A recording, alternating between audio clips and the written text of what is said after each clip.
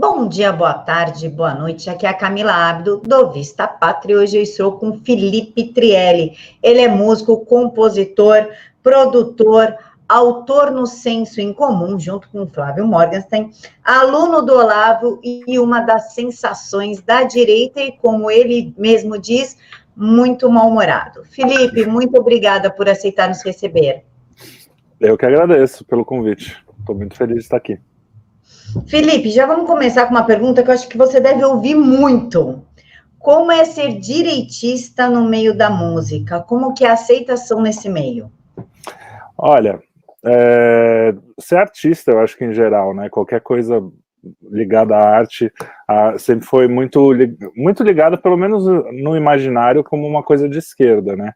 E a gente, então os artistas, principalmente os mais modernos, eles têm um pouco essa vibe mais de esquerda. Porque a gente aprendeu, aí a gente pode explicar de várias formas, né? A gente aprendeu quando era mais jovem, principalmente aqui no Brasil, se bem que eu acho que é um fenômeno mundial, né? Que a esquerda, aquele pessoal que tem sentimentos, e a direita é aquele cara sempre de coturno, traz uma mesa, ou o professor autoritário, ou então a liberdade, que é uma coisa da arte, né? Sempre teve ligado no imaginário a uma coisa da esquerda, que hoje a gente vê que não, né? Eu deixei de ser esquerdista porque eu sempre vou atrás da liberdade. Eu falo que o meu primeiro, até pela minha vocação, né, de ser músico, de trabalhar com arte, a liberdade é o meu primeiro pilar. Claro que a partir disso a gente pode construir algumas coisas, por isso que eu virei um conservador, mas a liberdade é uma das coisas que eu busco como um pilar importante. E aí, quando eu descobri que a esquerda é o oposto disso, né? Você vê hoje pelo politicamente correto, eles querem controlar a linguagem. Em todos os estados em que a esquerda tomou conta, eles tentaram controlar as pessoas, controlar a forma delas ganharem dinheiro, a forma delas pensarem. Então, eu percebi que ser conservador é onde está a liberdade, principalmente hoje em dia. Então, por isso que eu vim mais para esse lado. Há 15 anos, 10 anos, isso era muito mais difícil, você se assumir. Você vê o Roberto Alvim, né, que é o diretor de teatro que hoje está no governo. Ele conta a mesma história que eu. Há muito tempo era muito mais difícil você se assumir, sair do armário ideológico, assim. Hoje não, hoje, graças ao trabalho de um monte de gente, né, o Olavo de Carvalho foi um dos pioneiros e depois um monte de gente seguiu, a gente começou a ver que, pô, o conservador não é aquela coisa careta, o conservador não precisa necessariamente... Aliás, o conservador não é um cara que fica tentando cuidar da vida do outro, não é o cara que fica atrapalhando sua vida individual, né? Então, eu acho que a gente começou a perceber que a liberdade está nesse campo, né, do espectro ideológico. Então, acho que é por isso. Mas ainda é difícil. Eu tenho certeza que eu perdi um monte de cliente depois que eu me assumi, vamos dizer assim, conservador. Eu tenho certeza que muitos amigos, né, muitos músicos que tocavam comigo hoje já devem pensar que eu sou, sei lá, nazista, fascista, que eu não gosto de negro, ou que eu não gosto de, sabe, esse tipo de bobagem que os caras espalham. Mas é o preço da liberdade, é o preço de você falar a verdade, você buscar a verdade, e às vezes algumas pessoas não vão gostar. Eu acho que faz parte.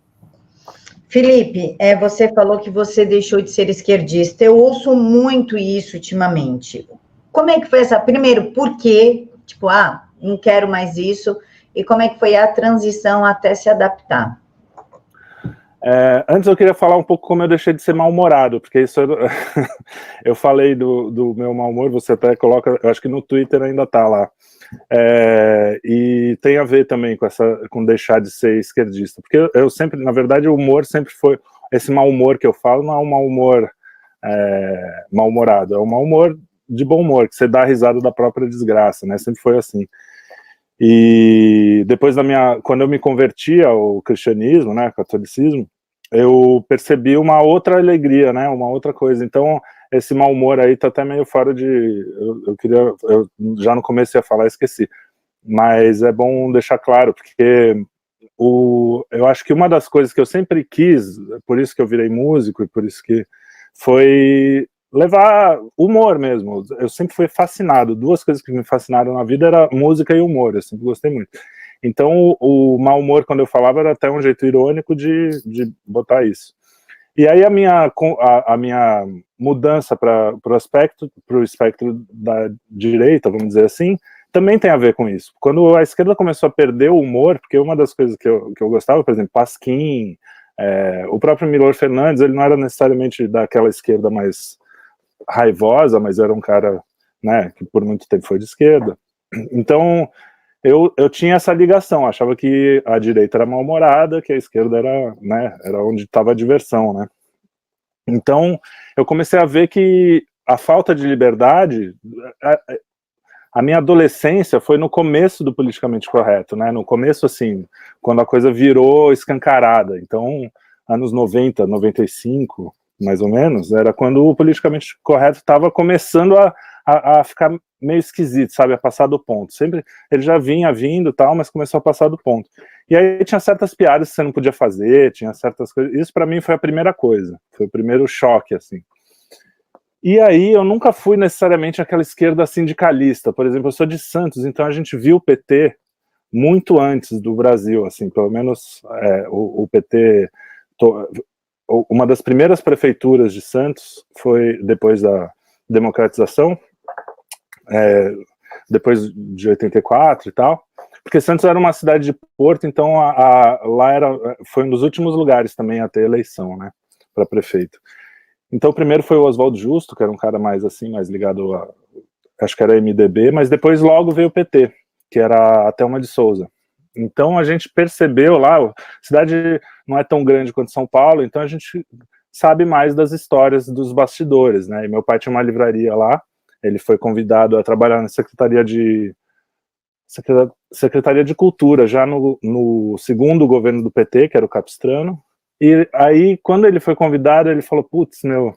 Aí foi quando ele abandonou o PT, e aí em casa a gente já começou a achar isso, deve ter sido 90 e bem poucos, e a gente já não gostava do PT, era uma coisa já em casa, e eu sempre fui amigo do meu pai, a gente sempre conversou, então não tinha aquela coisa do adolescente revoltado, assim, então eu via o que ele tinha para dizer, prestava atenção e via que o PT era um pouco over. Na época do Fernando Henrique também, eu sentia que esse tipo de reforma que a gente está vendo agora, reforma da Previdência, reforma tributária, sempre era uma coisa que as pessoas diziam, e eu via que o PT, quando estava na oposição, ele não queria o bem do Brasil, ele sempre queria atrapalhar para que quando fosse fazer, quem tinha que fazer as coisas legais eram eles. Então isso sempre me incomodou, sempre foi uma coisa...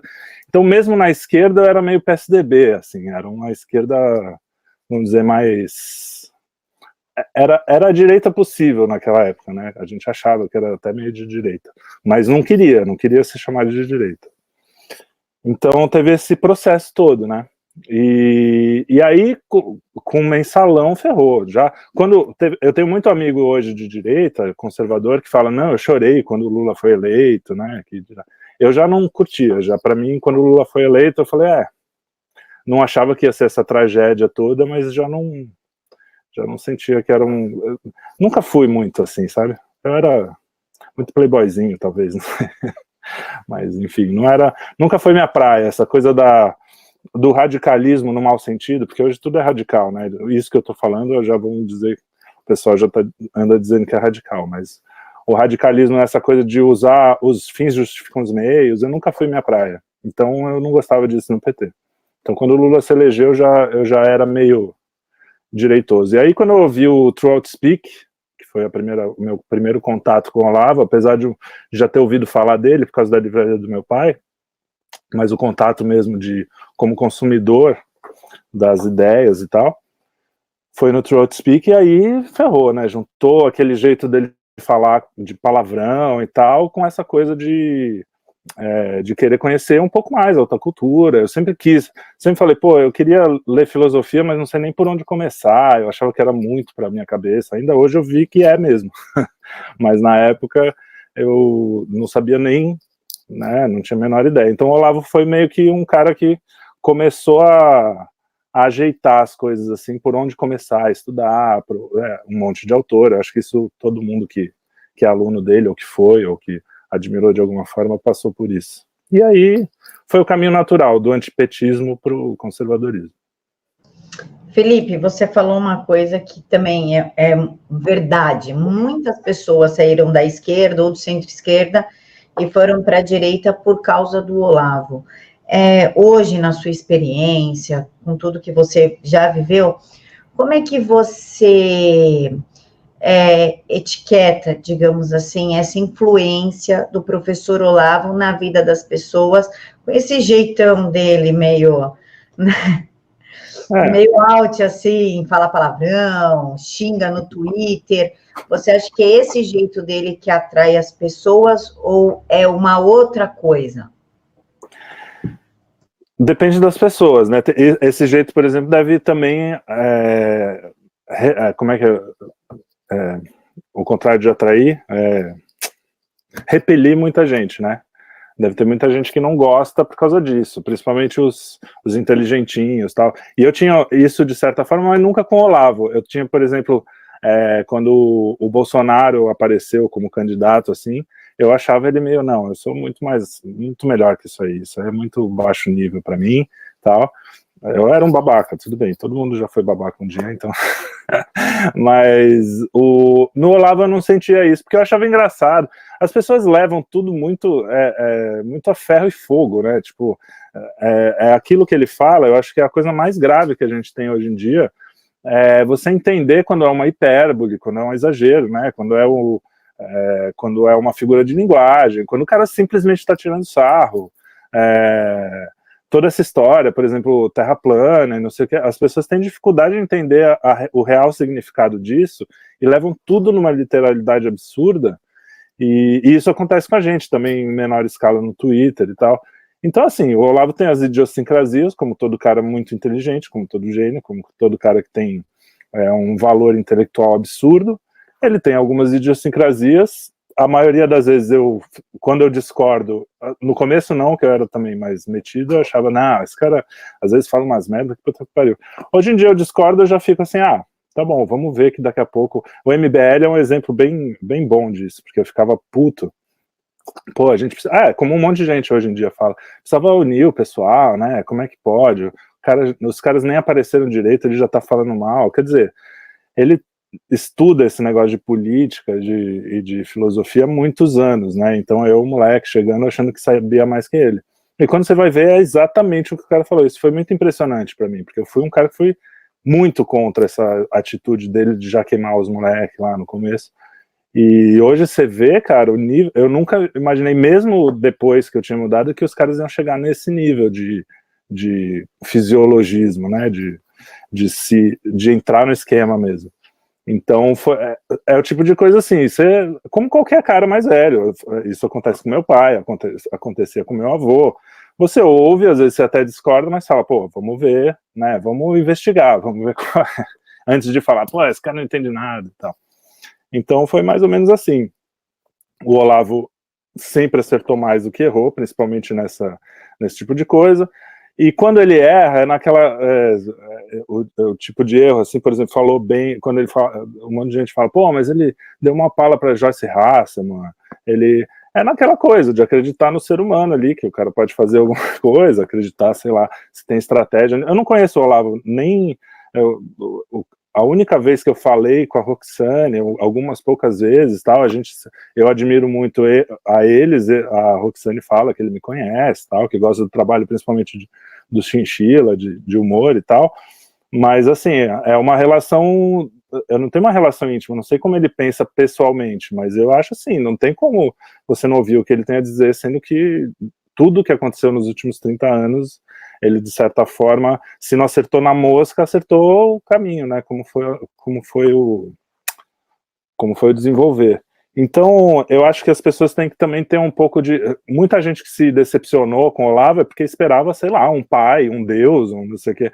A gente espera um cara, uma pessoa que pode falhar, que pode ser, mas é um cara que é um professor. Quem já teve um professor que admirou, sabe o que é essa relação com o Olavo. Uma pessoa saudável, né? Que não fica esperando do professor sei lá, um pai, É difícil falar do Olavo, né? Porque às vezes você pode falar uma coisa e viram como é que se diz, para todos os lados pode virar uma grande confusão, o que é uma característica de uma pessoa de personalidade forte, né, que fala as coisas na lata. Então, enfim. Vira matéria da Cruzoé, cuidado. Pois é, exatamente. Mas admiro, não tem como, é um dos grandes, para mim, um dos maiores brasileiros vivos, se não for o maior. Ainda mais agora que descobriram que talvez o gabinete do ódio não tenha nem... Não exista. Ou se existiu, acabou, e eu nem sei muito o que fazer, porque eu fazia parte, né? Tô meio perdida, tô sem salário. Vamos falar que a gente já está criticando o Olavo porque acabou o gabinete do ódio, né? Pois é, exatamente. Tiroteio de todo lado. Falou no nome do Olavo, espera que pode vir, inclusive, dele, né? Mas numa boa também. Eu sou o tipo de gente que não só com ele, isso com qualquer pessoa. Depois você conversar um dia com o Flávio, pode ver. Eu sei que eu erro muito, assim, eu não tenho a pretensão de ser um grande pensador, claro que eu quero estudar, quero conhecer e tal, mas eu tô aqui mais para aprender do que para ensinar, e para fazer piada, e para fazer música, então, assim, quando eu consigo falar alguma coisa relevante, eu vejo que eu toco alguém, por exemplo, quando eu falo, às vezes de religião, ou às vezes de música, e alguém fala assim, poxa, outro dia eu toquei o Bach, o Cravo Bem Temperado, e alguém falou, pô, eu não ouvia Bach há anos, e agora eu tô ouvindo tudo dele, eu comecei a ouvir depois que eu ouvi você tocando e tal. Então isso para mim é sensacional, entendeu?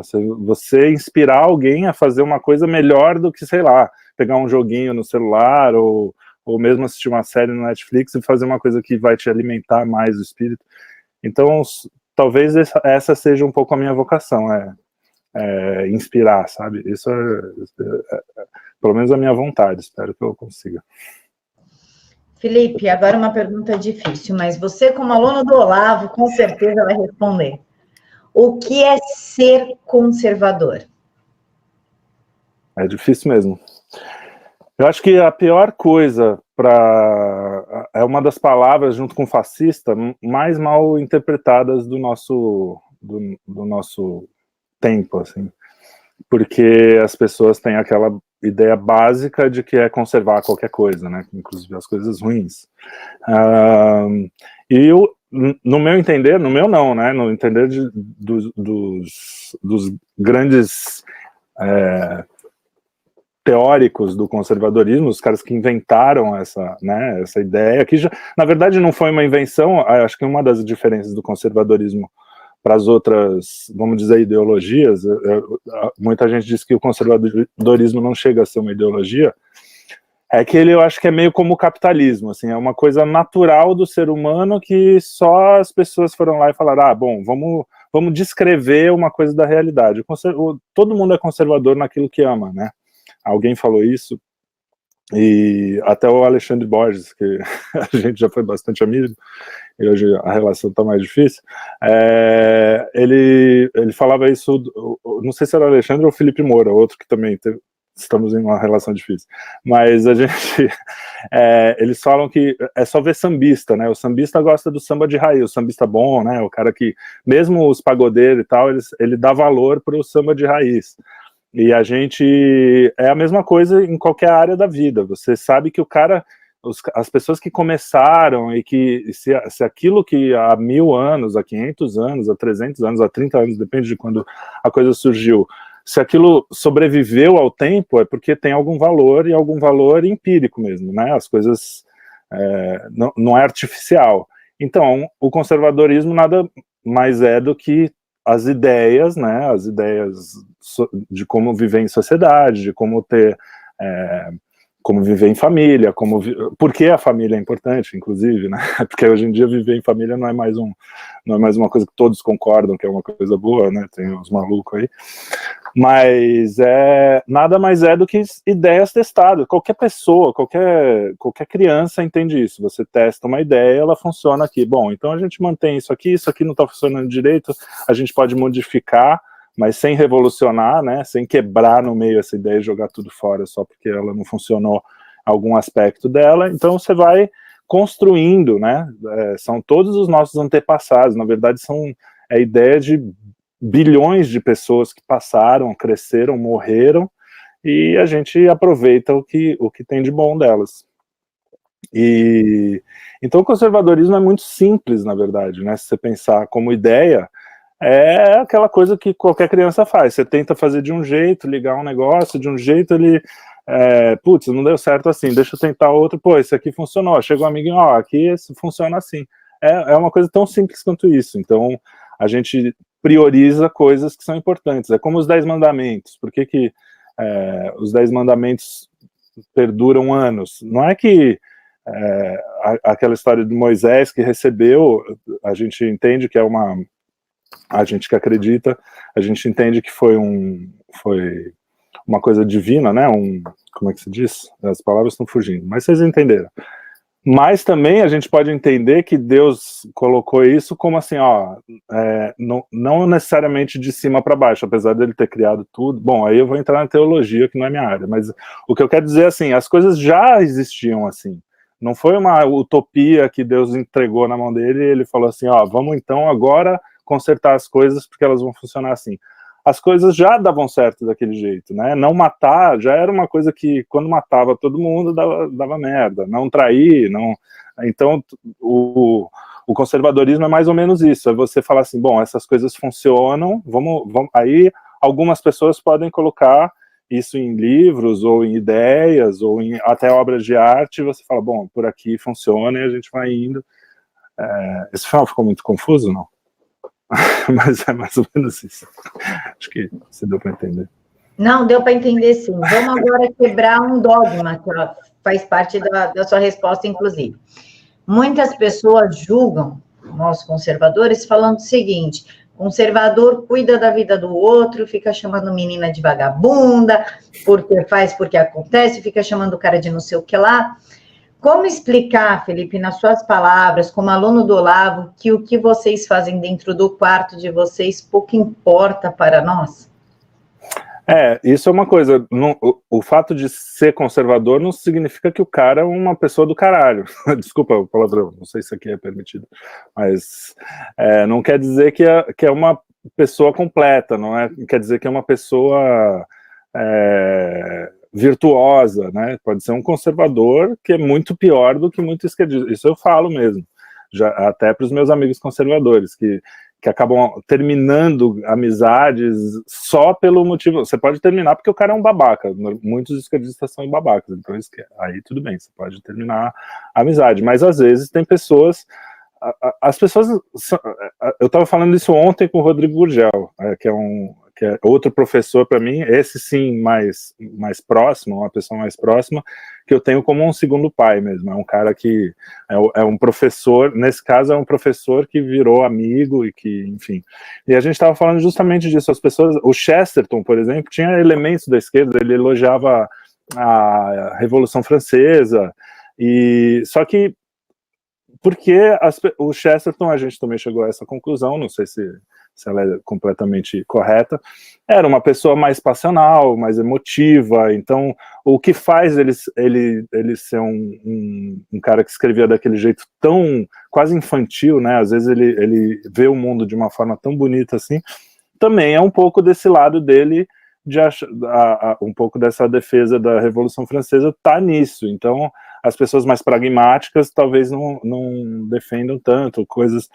O que eu quero dizer, no fundo, é que as pessoas são complexas, né? Então, quando eu acho que o bom conservador, na minha opinião, e para mim um bom jeito de viver, e é o que eu aprendo quando eu vou à missa, é o que eu aprendo, é aquela coisa da trave do olho, né? Quem fica apontando muito o dedo, você tem mesmo um monte de conservador olhando se a menina tá com o vestido curto ou comprido, em público, fica lá falando, joguem pedras na moça.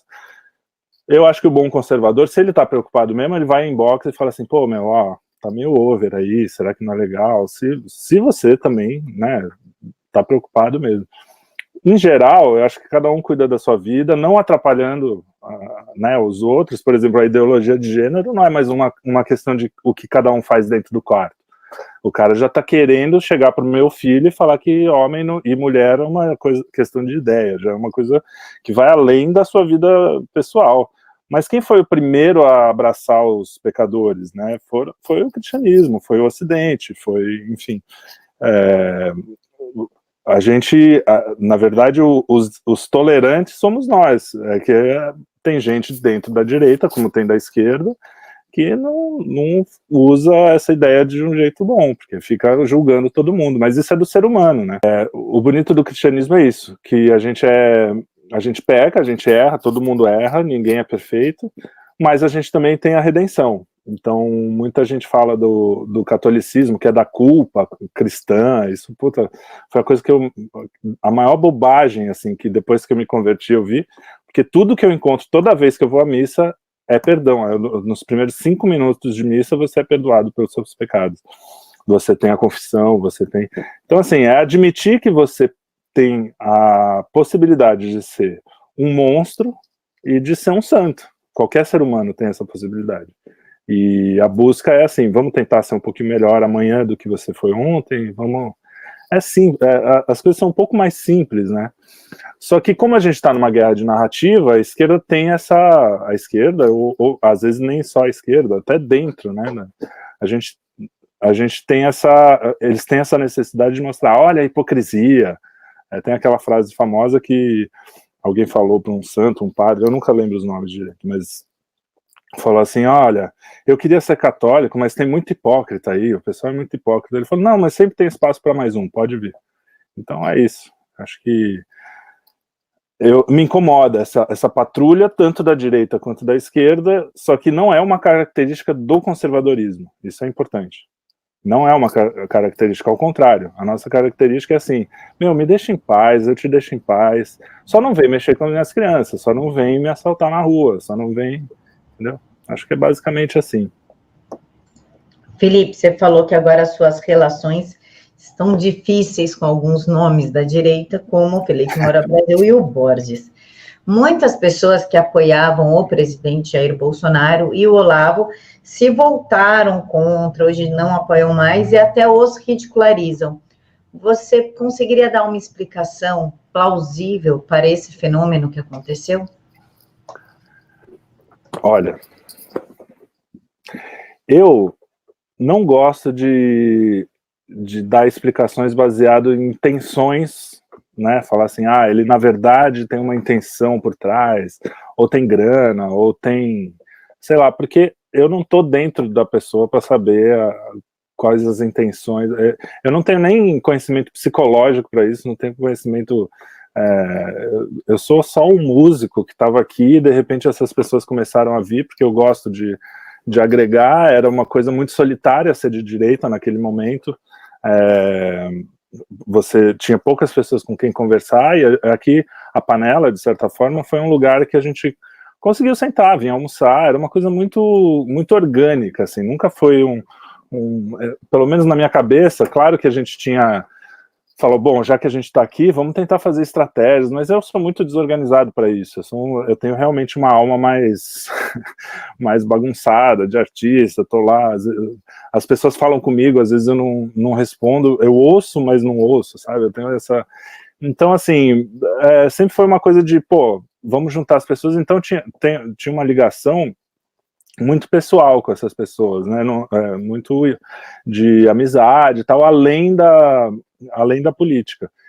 Então, assim, eu não consigo dizer intenções. O que às vezes eu penso que tem uma característica que é um certo ressentimento do Olavo, não sei porquê, talvez seja isso, coloque o cara de um jeito que ele vai ser uma espécie... Eu não estou falando aqui de ninguém específico, tá? Estou falando de geral. Mas achar que o cara vai ser um pouco o salvador da sua vida, quando você tem que ser o responsável, né, por você, porque pessoas muito próximas viraram inimigas figadais, né, então isso eu acho que é uma característica que pode ser, tá?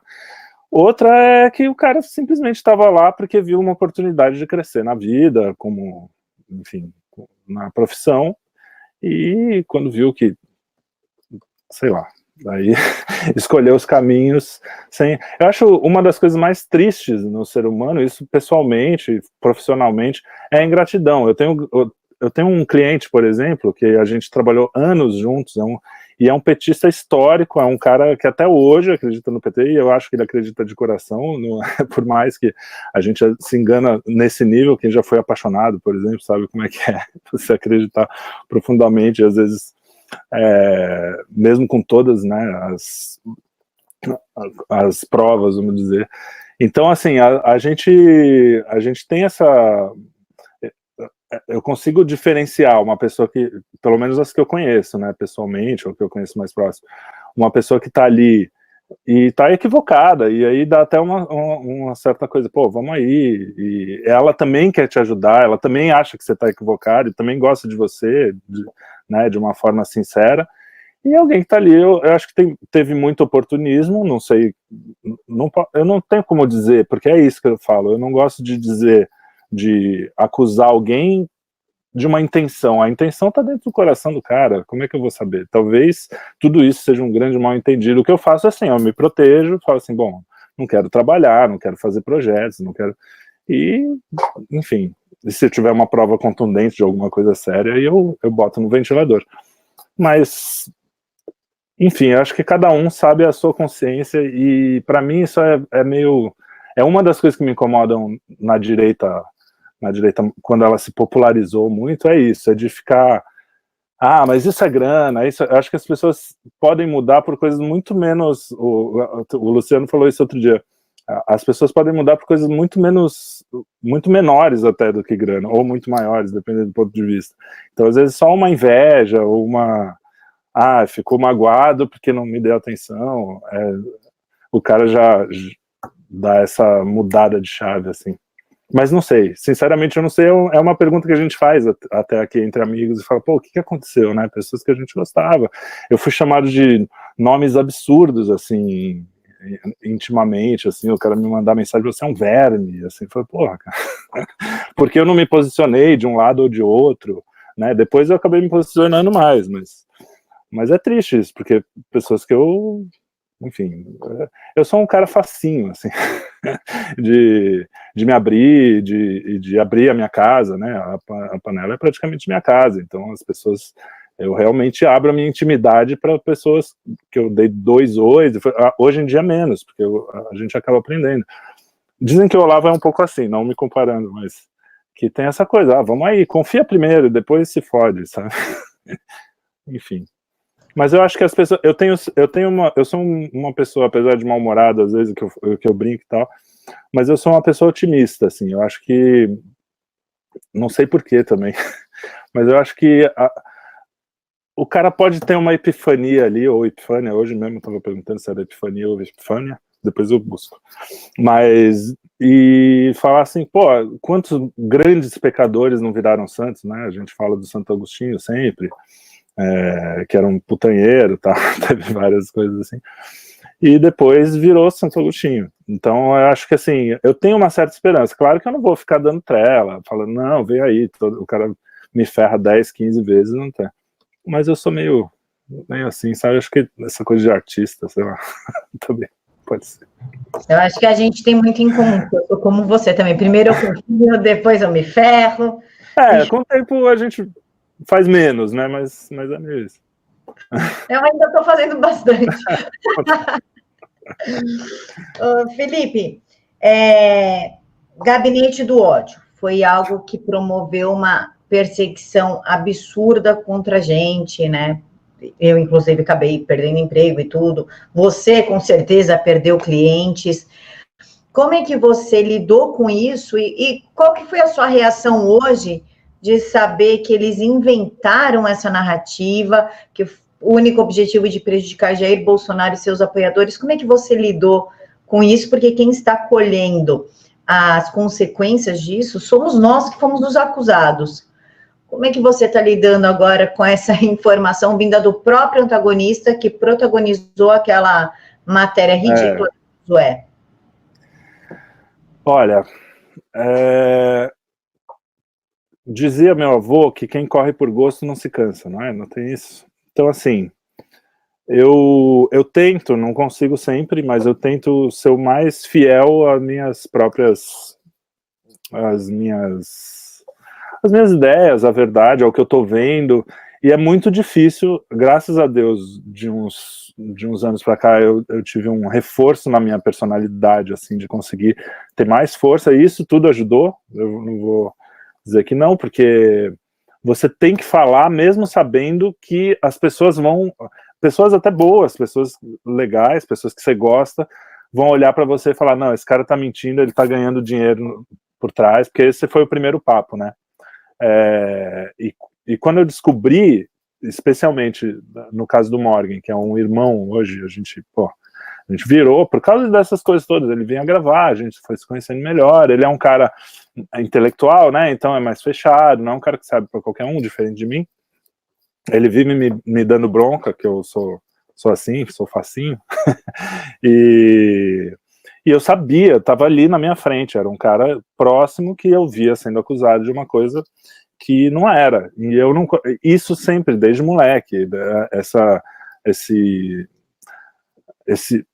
como é que eu posso dizer, essa vontade de gritar quando tem uma injustiça, assim, de falar para todo mundo, cara, isso é injusto. Então, no caso do que aconteceu foi isso, eu falei, eu não posso ficar quieto, cara, eu preciso defender alguma coisa que eu tenho certeza, eu acho que me omitir disso seria covardia, ainda que eu fosse perder clientes, ainda que pessoas que eu gosto e que hoje já sabem que é mentira, mas na época ficaram na dúvida, achando que eu estava envolvido com essa porra toda. Então, isso requer uma certa coragem, modéstia à parte, é uma coisa que... Eu não sou o cara que briga na rua, nunca dei um tapa na cara de alguém, nunca fiz nada, não, demorei para gostar dessa coisa de arma, fui até atirar com o Bené recentemente, foi legal.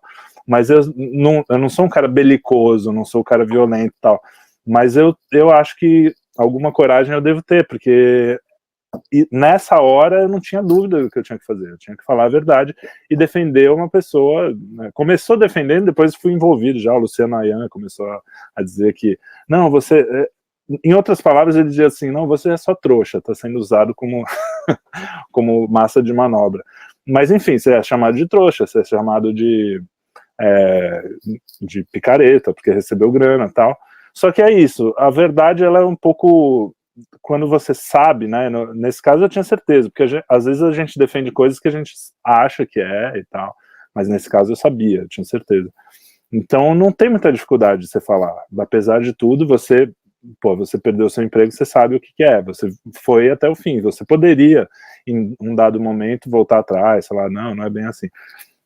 Requer coragem, requer uma certa... E depois que eu me converti, mais ainda, porque aí você tem, além da coragem, a confiança em Deus, que Deus sabe o que está fazendo, que você está em boas mãos. Basta você não ser mentiroso com você mesmo, nem com os outros. Então eu acho que tem uma injustiça, e isso eu não entendi, porque isso é uma coisa que até hoje eu não entendo por quê, né? Eu acho que teve gente que comprou mesmo esse negócio, porque muita gente falando, gente de certa forma de confiança, né? Vamos botar as aspas aí, falando, o cara acaba acreditando, enfim. Por isso também eu achei que eu tinha o dever, por estar próximo, de falar, né, para todo mundo. E agora é legal, porque chega um momento que até você duvida, fala, pô, será que eu tô no caminho certo? Será que eu tô defendendo um monte de maluco? Porque, por exemplo, eu não te conheço, nunca te vi ao vivo, né? Apesar de a gente estar no mesmo gabinete, a gente não se conhece pessoalmente, e muita gente dessa turma eu também não conhecia. Então eu falei, pô, será que os caras não recebem mesmo? Será que não tem alguma merda? Eu também tive as minhas dúvidas. Mas eu sempre deixava claro que até onde eu alcanço, até onde a minha vista alcança, isso não acontecia. E graças a Deus, não, pelo que estamos vendo, né, o próprio antagonista agora está dizendo, não acontecia. Então, assim, o foda é que a narrativa está aí e vai continuar sendo usada de uma forma ou de outra. O carinha que está lá, que eu vi por alto, ele não vai nem saber que foi desmentido e tal, mas é esse vale de lágrimas, né? A gente tem que se acostumar de que a vida é isso. Quando eu vi recentemente o filme do Paulo, né? Do Paulo Apóstolo, e já foi pior, né? A gente tá sofrendo aqui, mas dá para ser bem pior, né? Então, tem que confiar. confiar em Nada Deus. é tão ruim que não se dá para piorar, não é verdade? Exato, exato. Felipe, agora a nova modalidade de meio que cortar a credibilidade da direita é nos acusar de coletivistas, que nós somos coletivistas, que é uma marca, na verdade, da esquerda, o coletivismo, né? Você acha realmente que a direita pode estar se tornando coletivista? Há um grupo coletivista ganhando preeminência? Como é que você vê isso? Olha, tecnicamente, eu tomo muito cuidado com a linguagem, né? Porque, primeiro, que tem um órgão na minha orelha aqui me enchendo o saco sempre. Fala, pô, você fala essa palavra e não tem nada a ver, ela quer dizer outra coisa. Então, coletivismo é uma coisa que, para mim, é muito difícil, porque você tem a comunidade, que é uma coisa boa, a gente vê que é uma coisa boa, o americano tem muito disso, de trabalhar em comunidade, e o coletivismo socialista, né? Que é aquela coisa de que o indivíduo perde toda né, toda a sua individualidade pelo coletivo. Eu acho que existe um pessoal maluco em todas as áreas, na direita, na esquerda. No Twitter, então, é uma rede de malucos, né? A maioria malucos, beleza, eu conheci vários por causa dessa história de gabinete do ódio até, de piada, especialmente os caras que fazem mais piada. Muitos eu acabei me aproximando, e são pessoas simples, pessoas normais, pessoas que estão aí tentando ganhar a vida honestamente, e que estão putas justamente com essa coisa da injustiça. O que eu senti muito é isso. O Bolsonaro, ele é um cara que tem todos os defeitos que a gente conhece, que o mundo conhece, porque isso as pessoas conseguem ver, porque qualquer coisinha, neguinho já vai botar lá na primeira página. Mas também a gente vê que tem um monte de virtude, qualquer pessoa comum que não esteja fora da casinha, percebe as virtudes do Bolsonaro. Por exemplo, uma das coisas que mais me impressionou, que foi quando eu realmente falei assim, não, vou votar nesse cara sem dúvida. Um dia antes da facada, não foi nem por causa da facada, um dia antes da facada ele deu uma entrevista que ele falava assim, cara, se não quiserem votar em mim, não precisa votar em mim. Eu não sei se você lembra disso, ele estava até com aquela mesma camisa. Não sei se foi horas antes. Falei, não precisa votar em mim. Então, assim, você já percebe que para ele é mais importante o que ele queria dizer, qual é a mensagem, do que ter o poder ou não ali. Não me pareceu uma coisa ensaiada isso. Me pareceu que foi honesto. Tanto é que ele falou um monte de bobagem, às vezes nem é bobagem, mas o estilo e tal. Porque um cara que tem preocupação com o poder é o José Serra, entendeu? Aquele cara que vai falar, o Fernando Henrique, vai falar o que ele acha que os outros querem ouvir, né? Não esse monte de coisa que às vezes é a verdade nua e crua e que incomoda. Então isso me impressionou muito, e as pessoas não veem, mas não noticiam esse lado mais virtuoso. Então, a molecadinha, esse pessoal mais underground, que muitas vezes tem essa pegada, se bem que, cara, eu não vejo isso muito, eu acho que tem muito mais, no Twitter você vê aquela onda, né, tem uns caras que você nem sabe direito quem é, mas os relevantes, o pessoal que faz, por exemplo, podcast, né, desses Vaporwave aí, que não é um pessoal coletivista, ao contrário, eles têm um pensamento muito mais próximo do que a gente conversa aqui, do que pensam, porque eles ficam tirando sarro e tal, parece que é uma molecadinha nada. Meu, os caras, além de tudo, os caras, muitos são alunos do Olavo, outros não são, mas tem uma extensa leitura da biografia que o Olavo indica, ou que o pessoal indica. Então, assim, as pessoas estão subestimando essa galera. Tem muita falta de boa vontade, né, com o que a gente quer dizer, tanto nós aqui, né, quanto esse pessoal. E aí tem aquela onda da galera que aparece na direita, na esquerda, cada vez que uma gorda fala alguma coisa de gordofobia, ou cada vez que alguém da direita aparece com uma arma numa fotografia de arma, vai vir uma enxurrada de gente desconhecida, fala bobagem, fala merda, vai vir gente preconceituosa de verdade, racista de verdade, vai vir antissemita de verdade, vai ter tudo isso. Só que a diferença é que na esquerda esses caras é o presidente do PT, o outro é o deputado não sei o quê, E na direita, até tem em alguma escala isso, mas a maioria é aquele cara que você nunca ouviu falar, o cara pega lá o print de um desconhecido, completamente desconhecido, falando uma barbaridade mesmo, que nenhum de nós concorda, e vai falar, ó, isso é a direita, eles são coletivistas, eles são isso. Então existe um desequilíbrio de olhar a realidade, proposital, eu acho, que é por uma narrativa, de falar, porra, a direita é equivalente à esquerda, esses caras estão fazendo a mesma coisa de sinal trocado. Mas quando eu vejo assim, o pessoal mais relevante na direita, tirando um ou outro, a gente tem muito mais noção da realidade, a gente tem muito mais noção do que é o outro lado, do que é a esquerda, e a gente tem isso que a gente estava falando, a gente não quer atrapalhar a vida de ninguém, não quer, se o cara quer ser viado, ele seja, tudo bem. A gente acha que isso pode ser um pecado, que pode ser alguma coisa assim, mas ninguém quer matar, ninguém quer deixar isso contra a lei, ninguém quer... Agora, não quero que ensine para o meu filho que um homem vestido de mulher dentro de um banheiro, né? Porque isso dá margem na prática para abusador, dá margem para... A gente também olha muito mais a prática. A vida do conservador bom, vamos ver o que funciona na prática, o que não funciona. A gente apesar de dizerem o contrário, a gente é bem pragmático, né? A gente quer, justamente por ter essa tradição de olhar as tradições, o que dá certo e tal. Então a gente tem muito dessa coisa científica, que hoje científica virou palavrão, mas é isso, de olhar, pô, isso aqui funciona, então vamos manter. Então, pô, você vai deixar... Basta o cara se vestir de mulher para ele entrar num banheiro feminino, pode dar merda, né? O cara que tem lá, eu não vou entrar no mérito de se o cara é realmente um trans, o cara se sente mulher, no corpo, pode ter que tenha o cara vai entrar lá, fazer o seu xixi e vai embora. Mas os caras mal intencionados, eles vão ter uma porta aberta maravilhosa, né, no mau sentido, maravilhosa para eles, de fazer a maior cagada sem ninguém poder fazer nada. Então, basicamente é isso, é mais simples, o que eu costumo dizer assim, é mais simples do que... o Twitter é muito histérico, né? Eu adoro, eu acho engraçado, porque dá para fazer bastante piada. Mas não pode levar esse negócio a sério ao ponto de viver sua vida ali, fazer...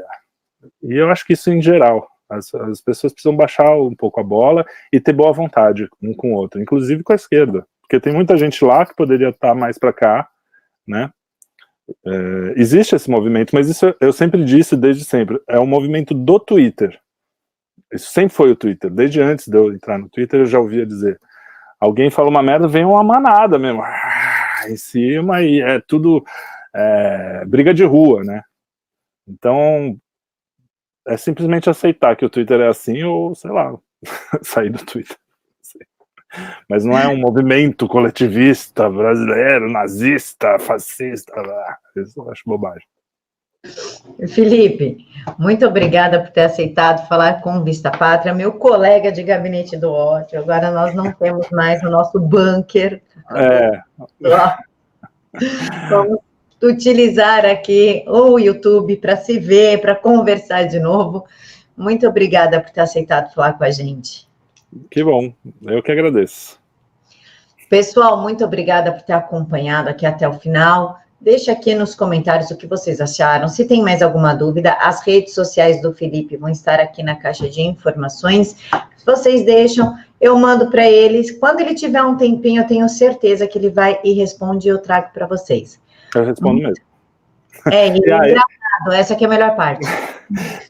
Só um jabazinho no final, já que a gente não vê, tem CD aqui, se vocês quiserem, tem na nossa loja, pané.lá, story.pané.lá, mas a gente tem um disco de Natal muito legal, ele já tem uns anos, mas é um disco de Natal com músicas inéditas da Panela, eu e meu sócio, a gente fez as músicas, convidou muita gente para cantar, e ele é muito bonitinho, adoro, eu tenho o maior orgulho desse disco. Se vocês quiserem no Spotify, é só procurar... procura Panela Discos, e no Panela Discos vai ter o Natal, e ouçam que vocês vão gostar, tá chegando o Natal. É isso. Pessoal, vou deixar aqui na caixa de informações o link prontinho, vocês clicam, aí vocês vão para o Spotify, para a Store, aí vocês comprem, tá bom? Boa. Sigam o Felipe no Twitter também, vou deixar para vocês aqui, porque vocês vão aprender dando risada, isso que é o melhor, não é, Felipe?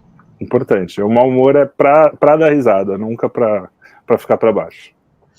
Pessoal, fiquem todos com Deus, que Deus abençoe muito a vida de vocês e que somente Jesus Cristo faça a vontade dele em suas vidas.